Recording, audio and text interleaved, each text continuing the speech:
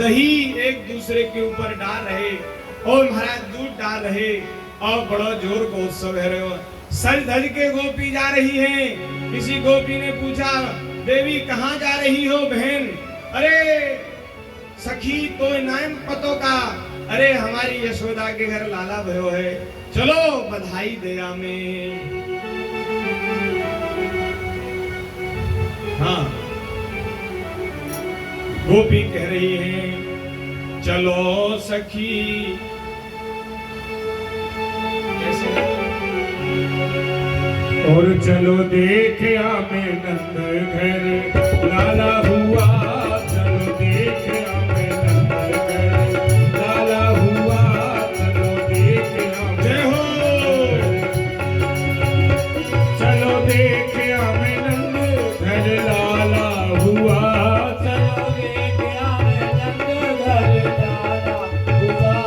यदुवंश के कुल का उजाला हुआ, यदुवंश के कुल का उजाला हुआ। चलो देखे आमे नंद घर लाला हुआ।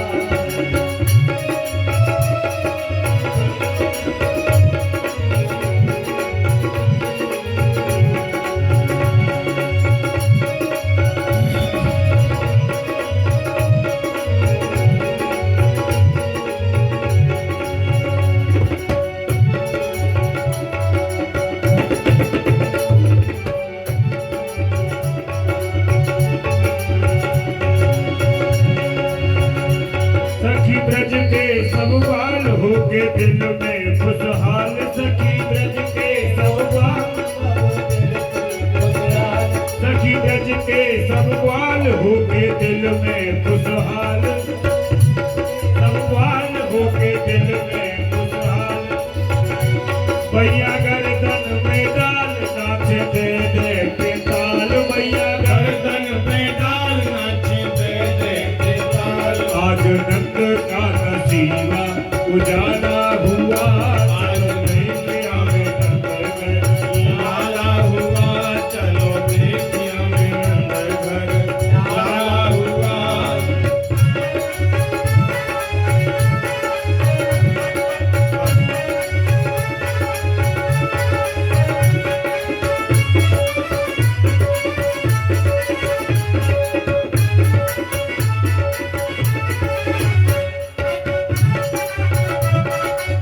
जय हो, जय हो, नंद के लाला की जय हो। श्री बाल कृष्ण लाल की जय हो। एक दूसरे को लेती भई और सबके साथ नाचती गाती भई गोपी जा रही। बड़ा सुंदर वर्णन है। श्री सुखदेव जी महाराज वर्णन कर रहे हैं। बड़ा सुंदर नंदोत्सव का वर्णन किया है। सुखदेव जी कह रहे हैं, परीक्षित केवल ब्रजवासी ही नहीं सजे, उन्होंने अपने गाय बैल बछड़न को सजा दियो। उनको बढ़िया गेरू से और महाराज गेरू से, मोर पंखों से, फूलों के हार से, तरह तरह के सुंदर वस्त्रों से, सोने की जंजीरों से गाय को, बैल को, बछड़े को सजा दिया। क्योंकि हम लोगों के यहाँ हमारे ब्रजवासी के उत्सव, उनमें हमारी गैयाऊ व उत्सव को भाग हुए। तो हमारी गैया, ग्वारियन की गैया सर्वस्व है, तो गैयन को श्रृंगार करो है। और महाराज बढ़िया बढ़िया वस्त्र पहन के, सुंदर अंग रखे, बगलबंदी, और हमारी गोपियां बढ़िया लहंगा चुनरी पहन करके और हाथों में भेंट की बहुत सी सामग्रियां ले लेके नंद बाबा के घर आए हैं। यशोदा मैया के रोहिणी मैया के घर आई हैं। गोप्यश्चा कर्ण्य मुदिता यशोदाया सुतोद्भवम् आत्मानं भूषयान् चक्रुर् वस्त्रा कल्पांजनाद्वी। देखो, लाला तो भाई यशोदा मैया के यहाँ, लेकिन सब ब्रजवासी को ऐसा लग रहा होगा हमारे ही घर लाला भयो। सबको बड़ा आनंद है। और साल भर पहले से तैयारी चल रही है।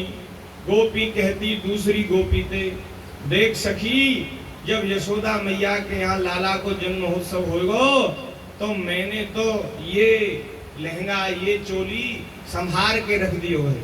हाँ, मैं कन्हैया के जन्मोत्सव में या लहंगा को पहनूंगी। ऐसे करती ना माताएं, ये उसके विवाह में पहनेंगी, ये उसके जन्मदिन में पहनेंगी। तो ऐसे महाराज रख दिए कि इनको पहले ना ही निकालेंगे तो पुराने हो जाएंगे, इनको संभार के रखेंगे और लाला के जन्मोत्सव में पहनेंगे। तो जो बहुत समय से संभाल करके वस्त्र और आभूषण रख रखे थे गोपियों ने, उनको आज निकाला है। ओह, देख देख के आनंदित हो गई, आज बहुत दिन के बाद अवसर आ गया तुम्हें पहनने का। जय हो, धन्य है। और पहन पहन के गोपियां चली हैं। कैसी चली हैं? सुखदेव जी महाराज कह रहे हैं, नव कुमकुम किंजल का, आंखों में काजल लगाया, हाथों में मेहंदी लगाई और महाराज पैरों में महावर लगाया और रोली लगाई। नव कुमकुम किंजल का, मुख पंकज भूतयः, बलिभीश्वरितं जगमुः, प्रतुश्रोण्यश्चलत्कुचाः। आहा, नंद महल की ओर बड़ी उतावली से, बड़ी जल्दी जल्दी में दौड़ी जा रही है। अब जब बड़ी तेजी से चल, ऐसा लगता है भाग रही हैं। जब भाग रही हैं तो महाराज उनके हाथों के कंगन आवाज कर रहे हैं, पैरों की पायल वे रुंझुन रुंझुन बज रही हैं। जो चोटी में पुष्प गूंथे हैं वे महाराज पूरी चोटी हिलती जा रही है, तो उसमें जो पुष्प लगे हैं वो मार्ग में गिरते जा रहे हैं। मानो पुष्प भी महाराज उन गोपियों का स्वागत कर रहे हैं कि हे गोपियों, तुम श्री कृष्ण का दर्शन करने जा रही हो, मेरे ऊपर अपने पैर रख करके तुम जाओ। पैर और जो फूल हैं वो महाराज मार्ग में बिछ गए। पूरा नंद महल का जो मार्ग है वो फूलों से भर गया। भागती भई दौड़ती भई गोपियां जा रही हैं। गोप्यः सुमृष्टमणिकुण्डल निष्कण्ठ्या, चित्राम्बराः पथिशिखाच्युतमाल्यवर्षाः, नन्दालयं सवलया व्रजतीर्विरेजु, व्यालोल कुंडल पयोधरहार शोभा। गोपियों के गले में जो कंठहार है वो महाराज ऐसे ऐसे हिल रहा है। कमर में जो करधनी है उसकी आवाज हो रही है। आहा, ऐसा महाराज मधुर संगीत उत्पन्न हुआ और वे पहुंची हैं नंद बाबा के यहाँ। उनकी बड़ी शोभा हुई। नंद बाबा का घर भर आ गया है और वे गोपियां कह रही हैं नंद बाबा यशोदा मैया से, अरे लाला जन्म सुनी आई, यशोदा मैया दे दे बधाई। लाला जन्म सुनी आई, यशोदा मैया दे दे बधाई। लाला जन्म सुनी आई, यशोदा मैया दे दे बधाई। लाला जन्म सुनी आई, यशोदा मैया दे दे बधाई। दे दे बधाई मैया दे दे बधाई। दे दे बधाई मैया बधाई। दे दे बधाई मैया दे दे बधाई। दे दे बधाई मैया सुखी बधाई। लाला जन्म सुनी आई, यशोदा मैया दे दे बधाई। छोरा की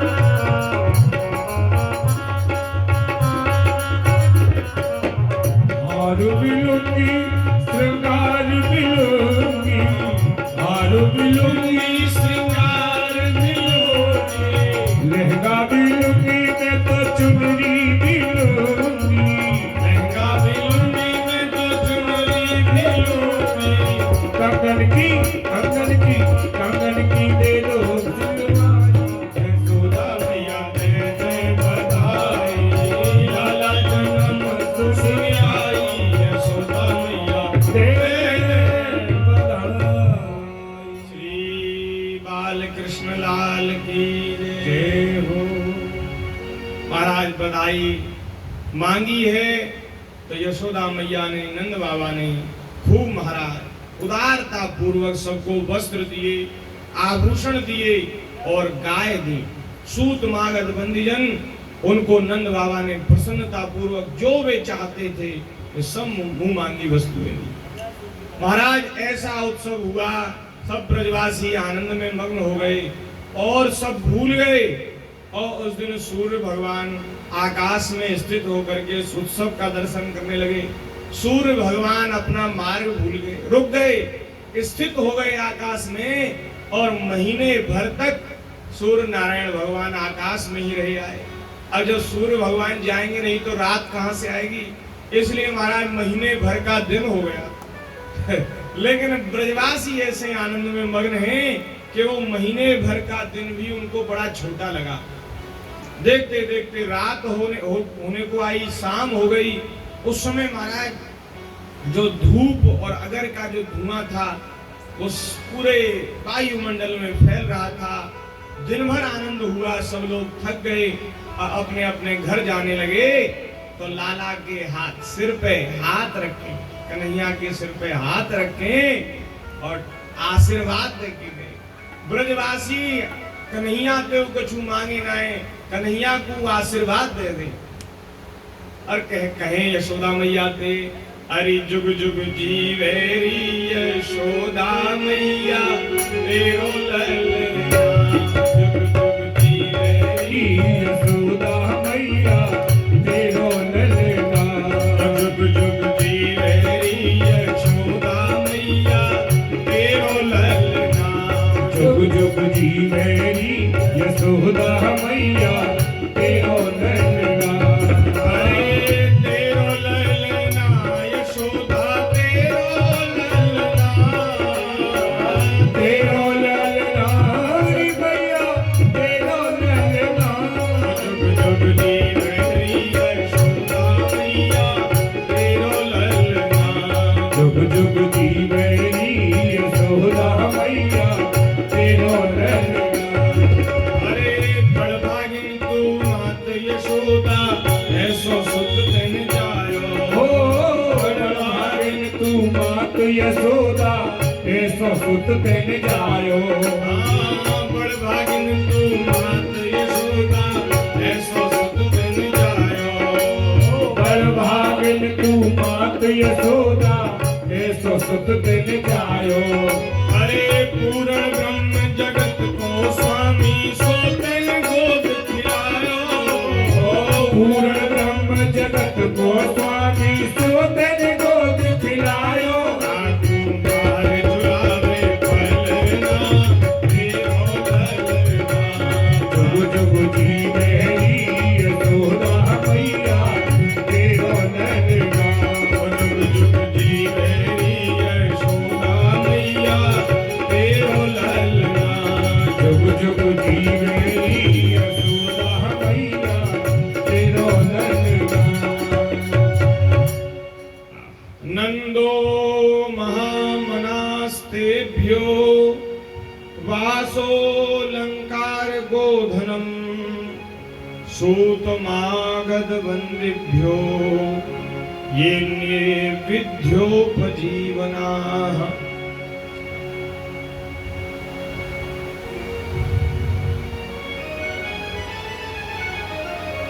और महाराज गोपियां खूब खूब या महोत्सव को आनंद ले लेके और खूब लाला को दर्शन करके बाको आशीर्वाद देके अपने अपने घर को गई हैं। उत्सव बहुत दिनों तक चला है और एक दिन श्री वसुदेव जी ने नंद बाबा ने कंस का वार्षिक कर चुकाने के लिए मथुरा जाने का निश्चय किया।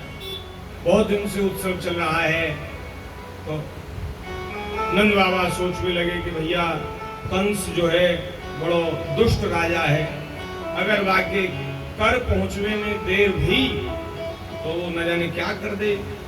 तो इसलिए अपने साथ गोपों को लेकर, ग्वालों को लेकर बाबा पहुंचे हैं मथुरा।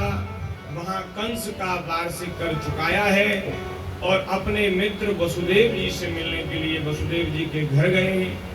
जय हो। और वसुदेव जी के घर जाकर के वसुदेव जी से मिले। वसुदेव जी को बहुत दिनों बाद नंद बाबा का दर्शन हुआ, क्योंकि इतने समय से तो नजरबंद थे, जेल में थे। अब थोड़ी छुट्टी हुई है तो अब उन्होंने अपना सब कुशल मंगल सुनाया और नंद बाबा से भी कुशल मंगल पूछा। और वसुदेव जी जानते थे कि हमारे 2 बालक इनके घर में पल रहे हैं। जय हो। आओ विराजो। तो उन्होंने गोकुल की सब कुशल पूछी है, कुशल मंगल पूछा और फिर अंत में ये कहा कि नंद बाबा आपको अब देर नहीं करनी चाहिए, क्योंकि इस समय कंस के भेजे हुए तमाम असुर ब्रज में जगह जगह जाकर के उत्पात कर रहे हैं। तो इसलिए आपको शीघ्र ही गोकुल चले जाना चाहिए और वहां जाकर के अपने बालकों की सुध लेनी चाहिए, सार संहार करनी चाहिए। तो महाराज वसुदेव जी जो हैं सत्यवादी हैं, उनकी वाणी से जो बात निकलती है वो सत्य हो जाती है। तो नंद बाबा को भय हो आया कि कहीं ये बात सत्य न हो जाए कि ब्रज में जगह जगह उत्पात हो रहे हैं, कहीं कोई गोकुल में संकट ना आ जाए। तो आप बड़ी शीघ्रता पूर्वक मथुरा से चले हैं। और यहाँ एक बड़ी सुंदर बात है कि जब नंद बाबा ये विचार करने लगे कि गोकुल में कोई संकट ना आ जाए, उनके मन में भय हो आया, लेकिन अगले ही क्षण उन्होंने निश्चय किया कि भैया हमारे चिंता करने से, भय करने से क्या होगा? होगा तो वही जो भगवान की इच्छा होगी। होए सोई जो राम चिराखा। तो इसलिए हम तो उन्हीं भगवान की शरण ग्रहण करते हैं, जिनकी इच्छा से सब कुछ होता है, ऐसे भगवान की शरण ग्रहण करते हैं। नंदः पथिवचः सोरेर्न मृषेति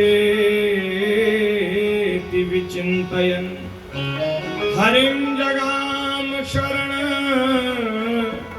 मुत्पातागम शंकिताः। जीवन में कोई ऐसी परिस्थिति आवे कि जब अपना बस न चले, अब हम कुछ कर नहीं सकते, क्या करें, कहां जाएं, अब हमारे बस का नहीं है, तो उस समय भगवान की शरण हो जाना चाहिए। जहां तक अपना बस चले वहां तक संकट से निकलने का प्रयत्न करना चाहिए, लेकिन जब बस न चले, अब महाराज हमसे कुछ नहीं होगा, तो भगवान की शरण ग्रहण करनी चाहिए। भगवान की शरणागति सारी विपत्तियों का नाश कर देने वाली है। जीव तभी तक विपदाओं में पड़ा है, विपदाग्रस्त है, जब तक भगवान की शरण नहीं लेता, भगवान का स्मरण नहीं करता, तभी तक विपत्ति है। भगवान की शरण ग्रहण कर ली तो सारी विपत्तियां नष्ट हो जाती। कह हनुमंत विपत्ति प्रभु सोई, जब तब सुमिरन भजन न होई, जब तब सुमिरन भजन न हो। हमारे देश में एक बड़े श्रेष्ठ महात्मा हुए श्री स्वामी राम सुखदास जी महाराज, गंगा किनारे ऋषिकेश में गीता भवन में विराजते थे और वहां नित्य उनका सत्संग होता था। बड़े अच्छे महापुरुष, कंचन कामनी के स्पर्श से, आकर्षण से सर्वथा मुक्त। वे एक बात कहा करते थे कि जब आपके जीवन में कोई विपत्ति आवे, कोई कष्ट आवे, उस समय भगवान की शरण लेकर, भगवान के नाम का जप करते हुए भगवान से प्रार्थना करनी चाहिए। और वे कहते थे कि ऐसा कोई करेगा, व्याकुल हृदय से रो करके ठाकुर जी के चरणों में अपनी बात निवेदित कर देगा, तो बोले तत्काल वो उस विपत्ति से मुक्त हो जाएगा, ऐसा वे कहते हैं। तो ऐसा प्रयोग हम लोगों को करना चाहिए। न जाने क्या क्या हम ऊट पटांग काम करते हैं, कहाँ कहाँ चक्कर काटते हैं, किन किन ग्रहों को पूजते हैं, कहाँ कहाँ दिया जलाते, कहाँ कहाँ नारियल चढ़ाते। ये सब कर सकते हैं तो ये क्यों नहीं कर सकते? जब कोई जीवन में ऐसा समय आवे उस समय परीक्षा करके देखो, भगवान के सामने अपने ठाकुर जी को और रो करके प्रार्थना कर दो, उनसे कह दो सारी विपत्ति दूर हो जाए। तो नंद बाबा जो हैं भगवान की शरणागति को नंद बाबा ने स्वीकार किया और कहा कि जो होगा तो भगवान रक्षा करेंगे, भगवान ही हमारे शरण हैं, वे रक्षा करेंगे, ऐसा निश्चय किया। और आप मथुरा से गोकुल के मार्ग में, और गोकुल में आ गई पूतना।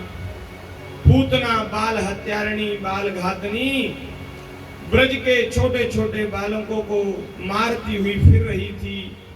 और महाराज उसने सुना कि ब्रज में गोकुल में बड़ी जोर का उत्सव चल रहा है। ब्रज के जो राजा हैं नंद बाबा, उनके यहाँ बालक हुआ है, तो वो ये निश्चय करके कि मैं उस बालक को मार डालूंगी। और वो नंद भवन की ओर चली है। पूतना का रूप तो बड़ा भयंकर है, लेकिन राक्षस जो होते हैं वो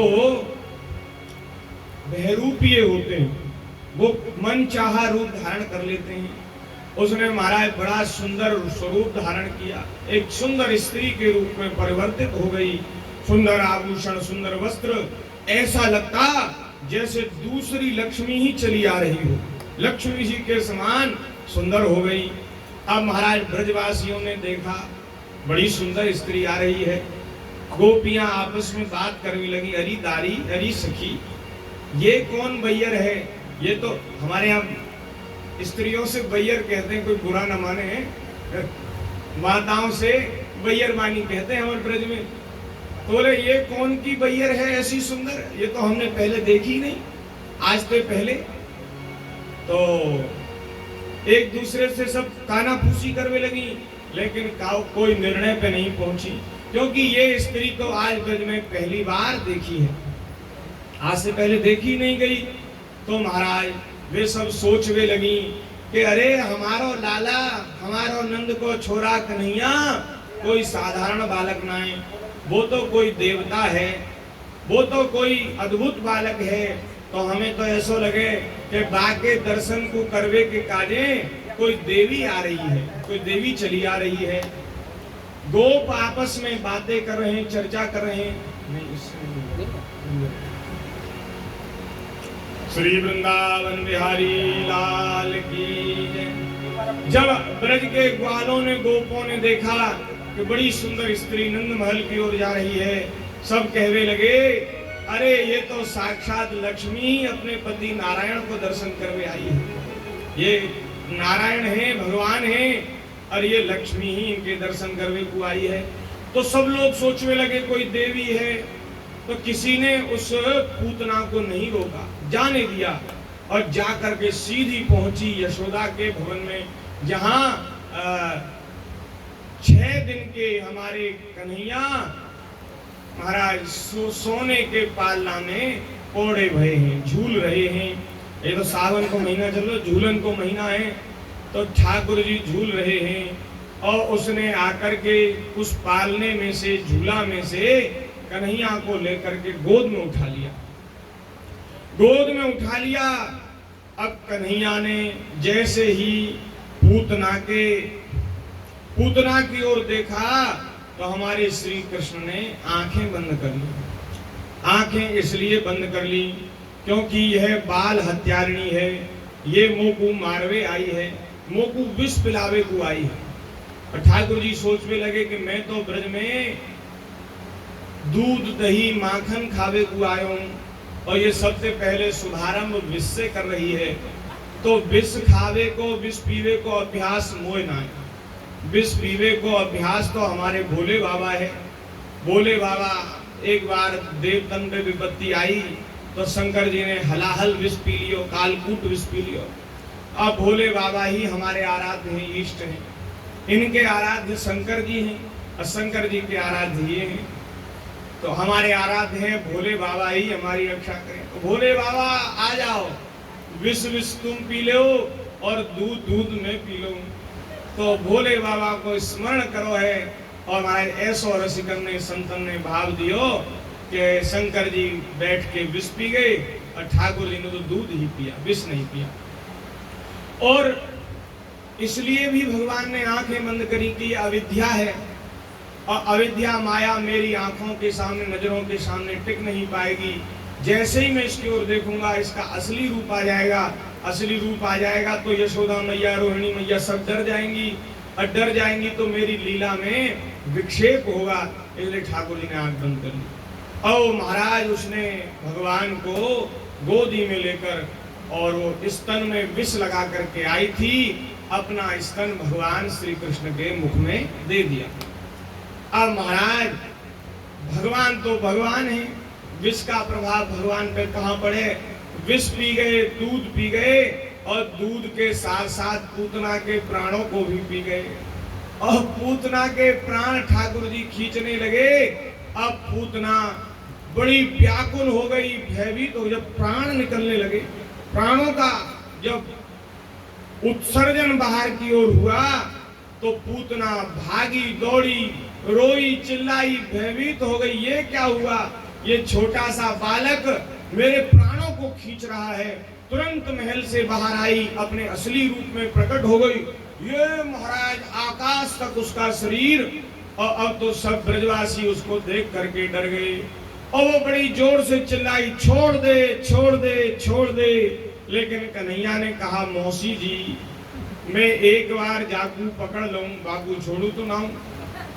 छोड़वे को अभ्यास मेरो नाए, मेरो तो पकड़वे को अभ्यास है। अरे छोड़ते तो संसार के लोग हैं, बीच मझधार में छोड़ देते हैं, लेकिन जो मेरा आश्रय ले लेता है, मेरे चरणों को पकड़ लेता है, फिर मैं उसको भव सागर से पार करके ही छोड़ता हूँ। बोलिए भक्त वत्सल भगवान की जय। अब तूने हमको पकड़ा, अब तूने गलती करी, या तो पकड़ती नहीं, अब पकड़ लिया तो फिर हम छोड़ेंगे नहीं। अब तो तुझे भव सागर से पार करके ही छोड़ेंगे।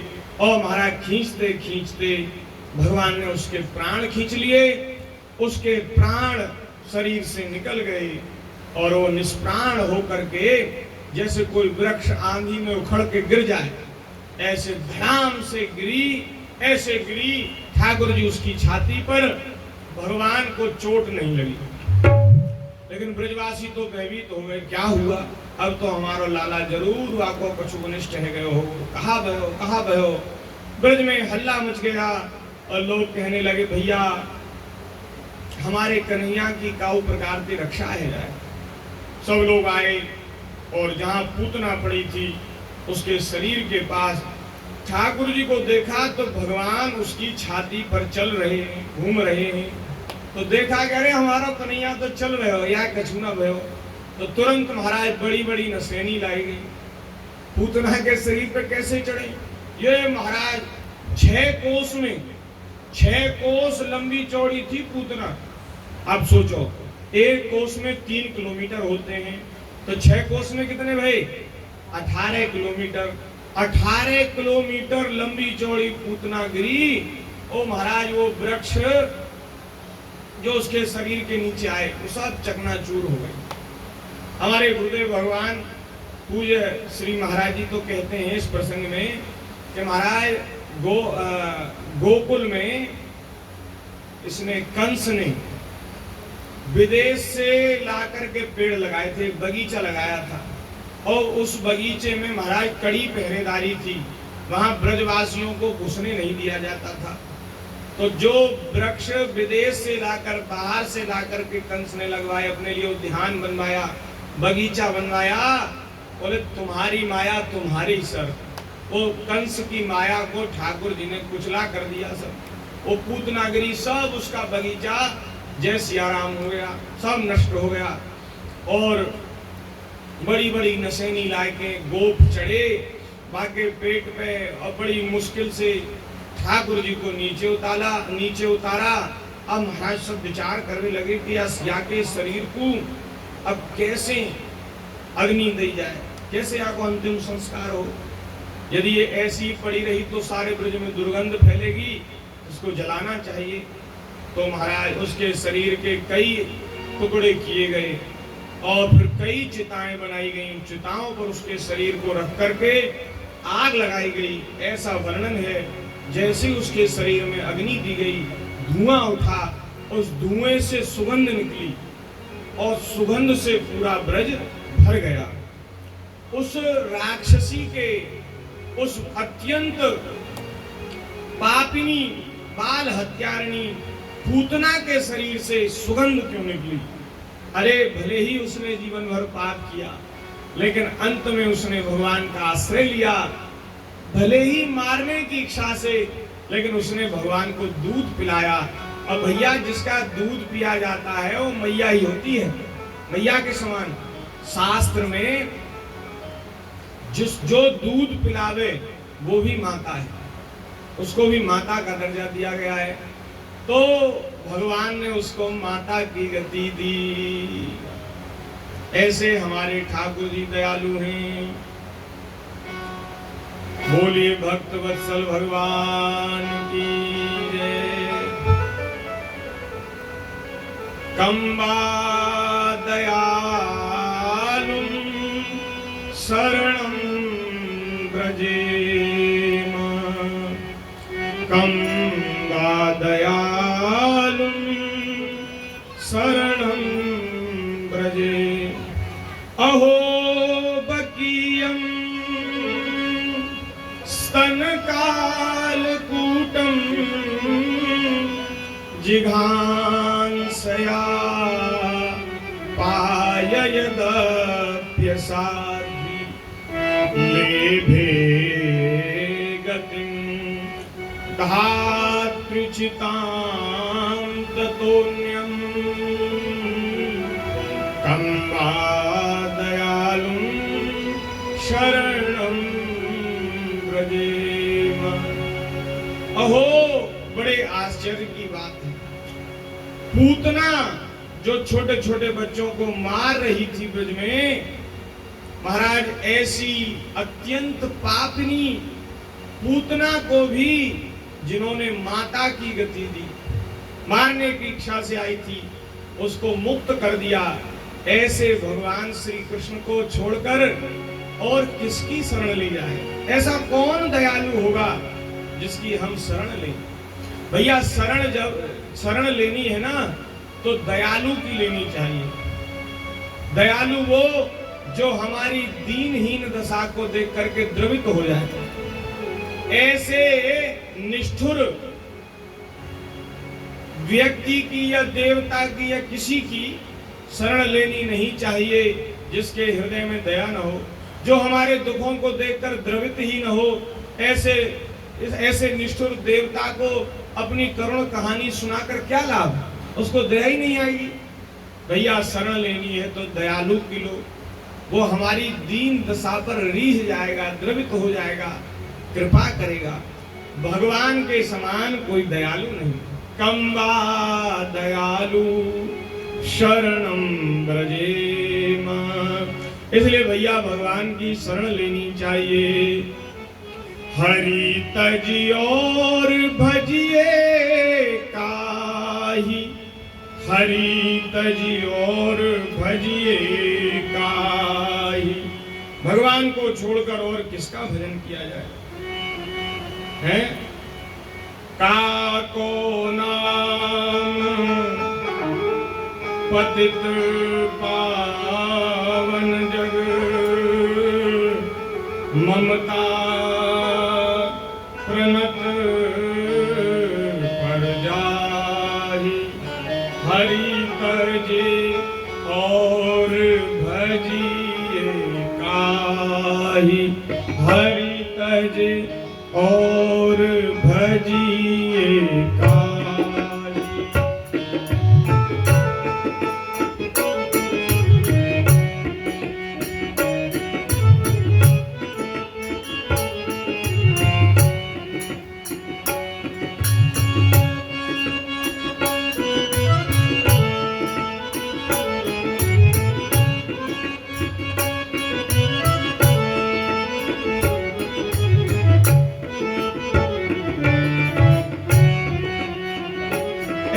कौन देवता है जो शरणागतों पर प्रेम करता है, दया करता है, कृपा करता है? ऐसा कोई देवता नहीं। देखो, और दूसरे देवता है ना, आप उनका कोई भजन करोगे, उनकी पूजा करोगे, उनके लिए कुछ चढ़ाओगे, कोई वस्तु, कोई नैवेद्य, कोई कुछ पूजा की सामग्री, तो वे भी प्रसन्न हो जाएंगे और वे भी आपके दुख को दूर कर देंगे। लेकिन महाराज, जब आप उनका पूजन करोगे, भजन करोगे, तो वे आपके उस मनोरथ को पूरा कर देंगे, दुख भी दूर कर देंगे, लेकिन फिर वे आपको भूल जाएंगे। आपने उनकी पूजा करी, उन्होंने आपको उसका फल दे दिया, उनका और आपका रिश्ता खत्म, समाप्त। फिर आगे आपका भला हो बुरा हो, इनको कोई लेना देना नहीं। लेकिन हमारे ठाकुर जी कैसे हैं? एक बार जिसके ऊपर कृपा करते हैं ना, जीवन भर की जिम्मेदारी उसकी ले लेते हैं, ठेका ले लेते हैं उसका, फिर उसका बुरा नहीं होने देते हैं। हरि तज और भजिए काहि। गोस्वामी जी महाराज यहाँ उदाहरण दे रहे हैं। एक महाराज कनक कशिपु नाम का, कनक हिरण्यकश्यप नाम का दैत्य था, उसने ब्रह्मा जी को प्रसन्न किया। ब्रह्मा जी ने उसको वरदान दिए, मुंह मांगे वरदान दिए, लेकिन जब उसने प्रहलाद जी के साथ विरोध किया, बैर किया, तो ब्रह्मा जी को आकर समझाना चाहिए था कि भाई तू मेरा भक्त है, इसलिए मैं तुम्हें भले की बात बताने आया हूँ कि इस अपने पुत्र से द्रोह मत करो, नहीं तो मारे जाओगे। तुम्हारा ये जो पुत्र है भगवान का बड़ा भक्त है, इससे विरोध करोगे तो तुम्हारी मृत्यु जरूर हो जाएगी, नाश हो जाएगा। समझाना चाहिए था, नहीं समझाया, ब्रह्मा जी नहीं आए। क्यों नहीं आए? क्योंकि उन्होंने तो वरदान दे दिया, तुम जानो, तुम्हारा काम जाने, उनको कोई लेना देना नहीं। कनक कशिपु बेरंचि को जन करम मन अरुबात। कनक कशिपु बेरंचि को जन करम मन अरुबात। हाँ, सुतहि दुख बत विधि न पर जो काल के घर जा, काल के घर जा।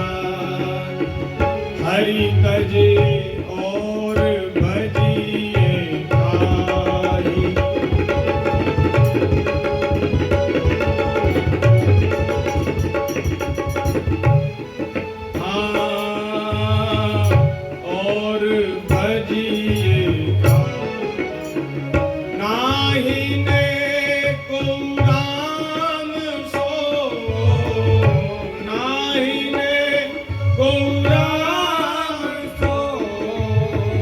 ममता प्रणत पर जाहि,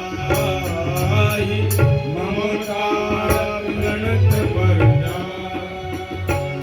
ऐसा कोई देवता नहीं जो शरणागतों पर प्रेम करता हो, शरण में आए हुए की सुधि रखता हो, उसकी रक्षा करता हो। एक और उदाहरण दे रहे हैं, ब्रह्मा जी नहीं रखते। ब्रह्मा जी रखते होते तो हिरण्याकश्यप की रक्षा करते कि नहीं करते? हिरण्याकश्यप ब्रह्मा जी का भक्त था, और महाराज रावण जो है शंकर जी का भक्त था। रावण ने खूब तप किया, महाराज ऐसी घोर तपस्या की कि महाराज शंकर जी को आना पड़ा। शंकर जी ने उसको वरदान दिए, जो उसने चाहा सो वरदान दिया। शंकर जी को प्रसन्न करने के लिए उसने अपना सिर अपने हाथ से काट कर यज्ञ की अग्नि में हवन कर दिया, होम कर दिया। एक बार नहीं 10 बार किया। इसलिए शंकर जी ने उसको 10 सिर दिए, लंका का राज दिया, और भी अनेकों वरदान दिए। रावण का बड़ा भक्त था, उसने महाराज एक स्तोत्र भी लिखा, रावण की भगवान शंकर की प्रसन्नता में उसने एक स्तोत्र भी लिखा, बड़ा भक्त था। लेकिन महाराज जब उसने राम जी से विरोध किया तो भोले बाबा को आकर के उसको समझाना चाहिए था कि भाई तू गलत आदमी से पंगा ले रहा है। अरे लड़ाई उससे लड़ो जिससे थोड़ा 2-2 4-4 हाथ कर सको।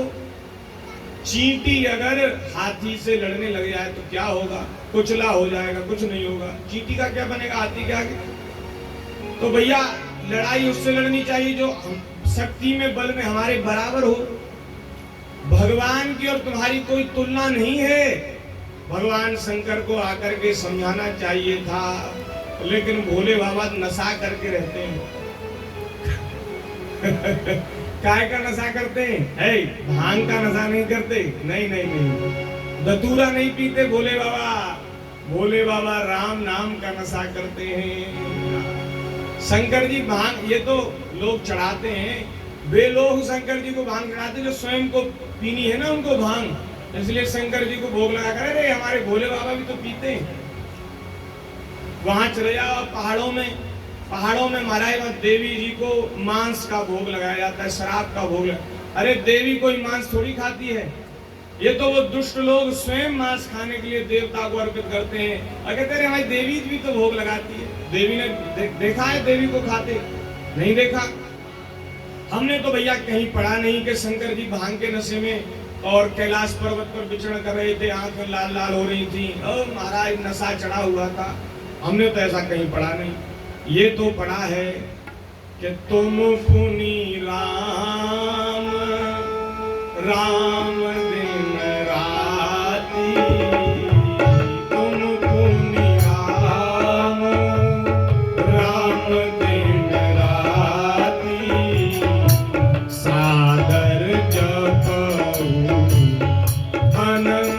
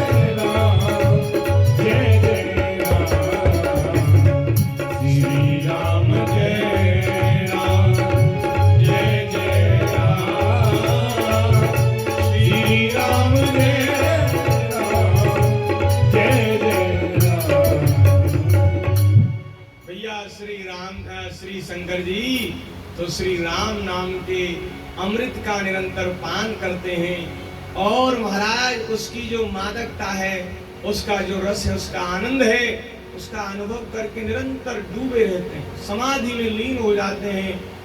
समाधि लग जाती है, राम नाम का जब स्मरण करते हैं समाधि लग जाती है।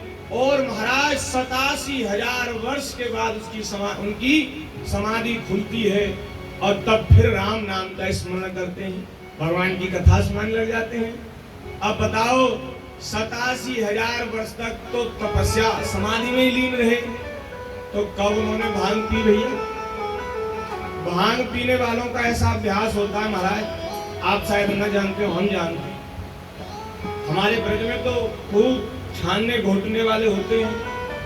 उनका ऐसा अभ्यास होता है कि सवेरे संध्या को 4 बजे छन्नी है तो छन्नी है, चाहे धरती उलट पलट हो जाए, उनको 4 बजे भांग छाननी है। हाँ, आगे पीछे नहीं होते, इतना महाराज उनको नशा रहता है। अब बता, भोले बाबा तो समाधि में चले गए, उन्होंने कब छानी, कब घोटी, कब उनको किसने घोट कर भांग पिलाई? ये तो लोग जो भांग पीने वाले और शंकर जी को बदनाम करते हैं और स्वयं अपने उस व्यसन की पूर्ति करते हैं। तो भोले बाबा तो भगवान के नाम के नशे में आनंदित रहते, उनको सुधी नहीं है कौन क्या कर रहा है और कौन क्या करेगा, उनको बिल्कुल चिंता नहीं, सुध नहीं। अजय एक बार शंकर जी ने एक असुर को वरदान दे दिया, भस्मासुर, उसको वरदान दे दिया। उसने कहा महाराज मैं जिसके ऊपर हाथ रखूं वो भस्म हो जाए। असुर ने कहा भोले बाबा तो होश में रहते नहीं भगवान के नाम के उस आनंद में डूबे रहते, उनको होश नहीं रहता। तथास्तु।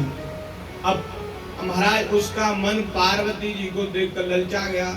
बोले अगर शंकर जी के ये सिर पे हाथ रख दूं तो भोले बाबा तो भस्म हो जाएंगे, अब पार्वती जी को मैं ले जाऊंगा। इतना दुष्ट था। अब वो बोले महाराज आपने वरदान तो दे दिया, परीक्षा तो करा दो। बोले परीक्षा भी मुझ पे ही करेगा? बोले हाँ। तो वो शंकर जी के पीछे दौड़ा। अब भोले बाबा दौड़ने लगे, भाई अपनी बात कैसे असत्य करें। तो शंकर जी भी दौड़ने लगे। शंकर जी संकट में पड़ गए। अब भोले बाबा आगे आगे, भस्मासुर पीछे पीछे। बहुत महाराज दिनों तक वह पीछे लगा रहा। भगवान ने कहा कि देखो हमारे भक्त शंकर जी कैसे संकट में पड़ गए, अगर थोड़ा सा विचार करके वरदान देते तो संकट में न पड़ना पड़ता। भगवान भी थोड़े से खींच गए तो बोले और 2-4 दिन आनंद ले, फिर उसके बाद आएंगे। बहुत दिनों के बाद फिर ठाकुर जी ने कृपा करी और भगवान एक ब्रह्मचारी के रूप में, एक ब्राह्मण के रूप में, ब्रह्मचारी के रूप में भस्मासुर के आगे प्रकट हुए। और भगवान ने रोका, अरे कहाँ जा रहे हो भगत जी, कहाँ जा रहे हो भगत जी? तो बोले अरे महाराज रोको मत मेरा मार्ग। बोले कहाँ? बोले मैं शंकर जी के पीछे पीछे जा रहा हूँ। बोले क्यों? उसने सारी कहानी सुनाई। मैंने तब किया, शंकर जी प्रसन्न हो गए, उन्होंने मुझे वरदान दिया। बोले मुझे उसकी परीक्षा करनी है, शंकर जी को भस्म कर दूंगा तो मैं फिर पार्वती मेरी, इसलिए मैं शंकर जी के पीछे लगा हूं। तो विष्णु भगवान बोले अरे भैया तुम तो कहाँ पागल की बातों में आ गए। पता है उनका दिमाग ठिकाने पे नहीं है, नशे में रहते हैं और वो ऊट पटांग कुछ भी कह दें उनकी बात का विश्वास कर लिया। बोले मुझे तो उनकी बात का बिल्कुल विश्वास नहीं। अरे वो उन्होंने जो वरदान दिया वो सत्य हो ही नहीं सकता। आदमी जो खुद ही होश में नहीं वो आपको क्या वरदान देगा, इसलिए हमें बिल्कुल भरोसा नहीं है उसकी बात पर। तो बोले अरे नहीं नहीं भाई, उन्होंने वरदान दिया है, उनका वरदान सत्य होगा। बोले बिल्कुल विश्वास नहीं। बोले अच्छा अगर तुम्हें भरोसा है ना तो अपने सिर पर हाथ रखो। अच्छा हाथ मत रखो, थोड़ा सा यहाँ तक लेके आओ, अगर तुम्हारे हाथ में अग्नि होगी तो तुम्हारा सर जलने लग जाएगा, और जलने लग जाएगा तो हाथ हटा देना, परीक्षा हो जाएगी। तो जैसे वो यहाँ तक लाया तो जल नहीं रहा था। बस जैसे ही सिर पे हाथ रखा वो भस्म हो गया। अपना हाथ अपने सिर पर रखकर भस्म हो गया, भस्मासुर भस्म हो गया। और शंकर जी भोले बाबा जो उसका आग का पेड़ होता है, उसका सफेद सफेद फूल होता है आग का, उसमें छुप गए थे। शंकर जी तो गौर वर्ण है और सफेद फूल में छुप गए। और जैसे ही वो भस्म हुआ, भस्मासुर भोले बाबा निकल के आए, बोले जय हो प्रभु, आपकी लीला देखकर धन्य हो गया। तो विष्णु भगवान ने कहा कि महाराज, वरदान देने से पहले थोड़ा विचार तो लिया करो भले आदमी, ऐसे ऐसे वरदान दे देते हो कि खुद ही संकट में पड़ जाते हो। तो शंकर जी ने क्या कहा? शंकर जी ने कहा महाराज, जिसके सिर पर आपके जैसा स्वामी हो, जिसके सिर पर आपके जैसा स्वामी हो, आपकी शरण में जो रहता हो, वो अपनी बुद्धि क्यों चलावे, अपना विचार क्यों लगाए? बोले हमें बुद्धि चलाने की जरूरत नहीं, हम तो निरंतर आपके नाम में डूबे रहते हैं, प्रेम में डूबे रहते हैं। अब हमारी चिंता करो आप। अनन्यास चिंतयन्ते माम ये जना परिपासते तेषां नित्याभियुक्तानां योगक्षेमं वहाम्यहम्। जो अनन्य चित्त से मेरा भजन करते, स्मरण करते, मेरे आश्रय में रहते हैं, उनके योगक्षेम का वहन मैं करता हूँ। तो जो आपकी प्रतिज्ञा है उसको सत्य करो, हम आपका भजन करते हैं, आप हमारी चिंता करो। तो बोले हमारा ठीक है, करनी पड़ेगी। इसीलिए तो भगवान किसी को जल्दी से भक्ति नहीं देते। भक्ति दे दी तो फिर बंधना पड़ता है, उसकी चाकरी करनी पड़ती है। बोले ठीक है महाराज, जैसी आपकी इच्छा। भगवान अंतर ध्यान हो गए। शंकर जी भगवान की लीला का स्मरण करके कैलाश पर आए। तो भोले बाबा तो आनंद में मग्न रहते हैं, वरदान दे देते हैं, लेकिन फिर पीछे उनको कोई स्मरण नहीं कि क्या कर रहा है, जो वरदान लिया है उससे उसका भला हो रहा है कि बुरा हो रहा है, इसका शंकर जी हिसाब नहीं रखते।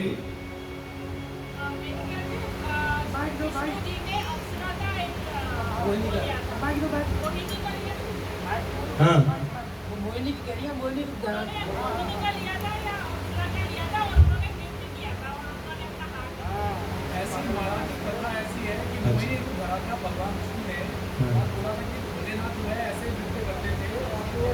नहीं देखो, सुनाने वाले जो अलग अलग तरह से सुना देते हैं, भागवत जी में इसी तरह से लिखी है।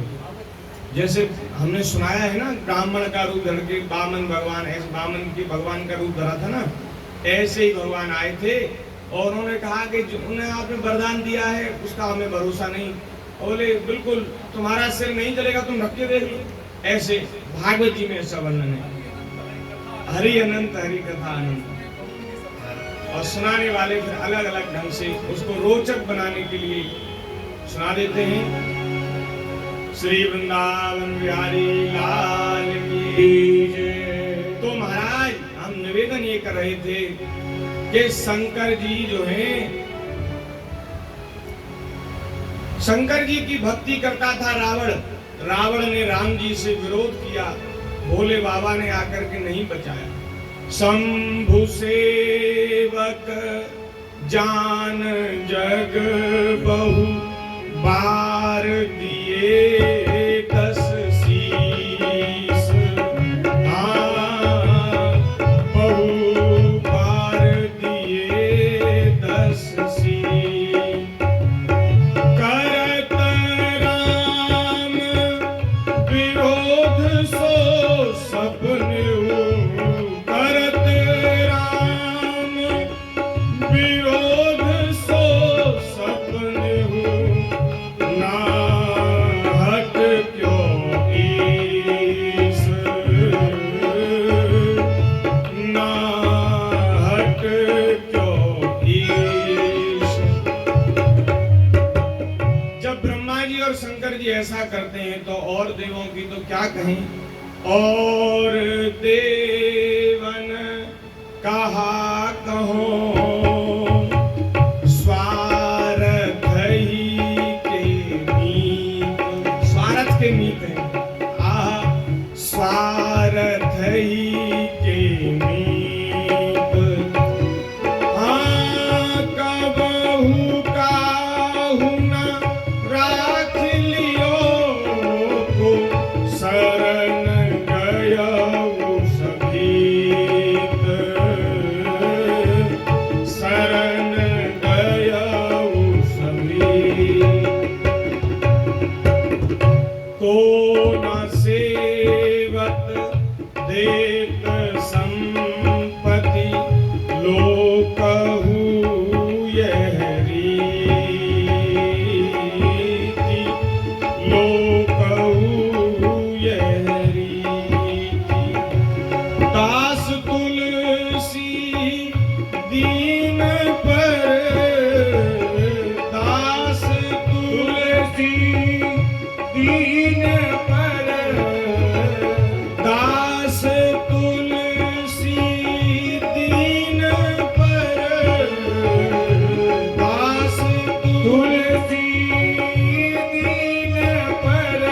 एक राम ही की प्रीति, एक राम ही से प्रीति।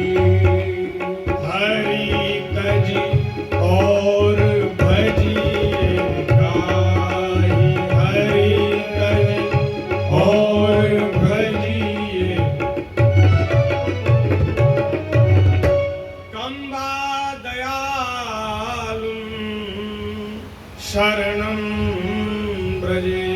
ऐसा कौन है दयालु भगवान के जैसा है जिसकी शरण में जाया जाए। शंकर जी भी रक्षा नहीं करते, ब्रह्मा जी भी रक्षा नहीं करते, और देवताओं की तो क्या कहें, वे तो सब स्वार्थ के नीत हैं। भैया श्री गोस्वामी जी कह रहे हैं, एक दीनहीन शरणागत सेवक पर, दास पर तो श्री राम जी ही प्रेम करते हैं। ऐसे भगवान की शरण लेनी चाहिए। देखो यहाँ किसी की निंदा नहीं की जा रही, और देवताओं की, शंकर जी की, ब्रह्मा जी की। इसका आशय भगवान की स्तुति में है। जब हम किसी की महिमा का वर्णन करते हैं तो ऐसा लगता है कि दूसरों की महिमा कम हो रही है, लेकिन हम दूसरों की महिमा को कम नहीं कर रहे। हम तो जिस इष्ट की, आराध्य की महिमा का गान कर रहे हैं, उसकी महिमा को ही बढ़ा रहे हैं, बता रहे हैं। उसमें ऐसा लगता है दूसरों की महिमा कम हो रही है, लेकिन ऐसा नहीं है। ये एक न्याय है, नहीं निंदक न्याय। उसको कहते हैं कि यहाँ स्तुति में अभिप्राय है, निंदा में नहीं है। तो भगवान की स्तुति की जा रही है। शंकर जी साक्षात भगवान है, ब्रह्मा जी साक्षात भगवान है, उनमें भेद नहीं। तो इसलिए कोई ये ना समझे श्रावण का महीना चल रहा है और कोई शंकर जी में भक्ति रखता हो, वो ये कहेंगे बोले इन्होंने तो शंकर जी को ऐसा बता दिया, छोटा बता दिया, ऐसा बता दिया। नहीं नहीं भैया, देखो जो राम जी के भक्त होते हैं ना, वो शंकर जी की भी भक्ति करते हैं, भोले बाबा की भी भक्ति करते हैं। क्योंकि बिना शंकर जी की भक्ति के भगवान के चरणों में भक्ति प्राप्त होती ही नहीं, ठाकुर जी के चरणों में प्रेम नहीं होता। और जो शंकर जी के भक्त होते हैं वो भगवान की भी भक्ति करते हैं। जो व्यक्ति शंकर जी की तो आराधना करता है, भक्ति करता है, लेकिन श्री राम जी की भक्ति नहीं करता, राम जी से विरोध करता, द्वेष करता, तो बोले ऐसा मनुष्य घोर नरकों में जाता है। जो शंकर जी का भक्त है और राम जी की, विष्णु भगवान की निंदा करता, अथवा जो विष्णु भगवान का भक्त है शंकर जी की निंदा करता है, बोले वे दोनों ही नरक जाते हैं। इसलिए भगवान ने तो कहा, और एक कुपुत मत सब ही कहूं कर जोर, शंकर भजन बिना नर भगति न पावे मोर। शंकर जी की भक्ति के बिना मनुष्य मेरी भक्ति नहीं प्राप्त कर सकता, स्वयं भगवान ने कहा है। बोलिए भक्त वत्सल भगवान की जय। ऐसे भगवान हमारे श्री बाल कृष्ण लाल पूतना को भी माता की गति दी है। पूतना का पूर्व वृत्तांत सुनाया है कि भैया बलि नाम के राजा, जिनको वामन भगवान ने जाकर के छला था, उनकी एक कन्या थी। और महाराज वह कन्या जब उसने देखा वामन भगवान बलि की यज्ञशाला में आए हैं, तो महाराज वो बड़ी प्रसन्न हो गई। उसका नाम था रत्नमाला। भगवान के सुंदर स्वरूप को देखकर बड़ी आनंदित हुई, प्रसन्न हुई। उसने मन में विचार किया, मनोरथ किया कि ये इतने सुंदर हैं, अगर ये मेरे पुत्र होते तो मैं इनको दूध पिलाती, ये मेरे पुत्र होते। अब भगवान का नाम है अमोघ दर्शन। भगवान का दर्शन करके जो इच्छा की जाए, जो मांगा जाए, सो मिल जाता है। इसलिए बिहारी जी के मंदिर में बड़ी भीड़ होती है। हमारे वृंदावन में बिहारी जी साक्षात भगवान हैं, तो लोग इसीलिए जाते हैं कि कुछ मांग कर आएंगे तो मिल जाएगा। मांगने वालों की ज्यादा भीड़ है। तो उसने मांगा कि मुझे अगर ये पुत्र रूप में प्राप्त हो जाए तो मैं इनको दूध पिलाऊं। अब महाराज वो बलि से संकल्प करा लिया 3 पग भूमि का, और फिर वामन भगवान बहुत बड़े हो गए, विराट स्वरूप धारण कर लिया, 3 पग में सर्वस्व नाप लिया, बलि का सर्वस्व अपहरण कर लिया, बलि को बांध दिया, वरुण पास से बलि को बांध दिया। और तो महाराज वो उनकी कन्या बड़ा क्रोध करने लगी, वो सोचने लगी अरे ये तो बड़े खराब हैं, इन्होंने